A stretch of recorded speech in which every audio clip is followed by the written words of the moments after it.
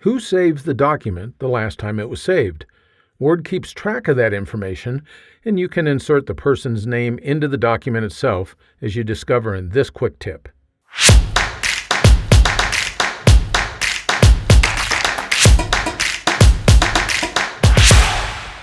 When Word saves the properties related to your document, one of the items it tracks is who the last person was that saved the document.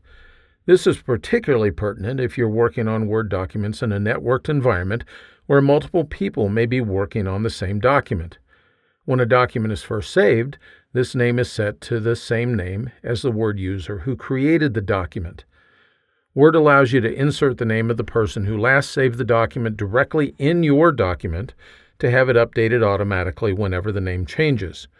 All you need to do is position the insertion point where you want to have that name inserted.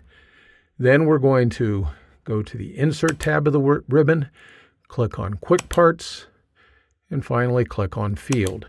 That displays the Field dialog box. In the Categories drop-down list, we're going to click on Document Information. The option that we want to select here, or the field that we want to select here, is the one that says Last Saved By. We select that. We can set other options within this dialog box if we want to, but basically all we have to do is then click on OK, and you can see that the name of who last saved this document is updated within the document itself. Since this name is inserted through the use of a field, it's updated every time that you print the document. If you want to manually update the field, well, you can right-click on it and choose to update it, or you can press Ctrl-A to select the entire document and then press F9. Either way, the information is updated to reflect who last saved the document. I hope that you found this quick tip helpful.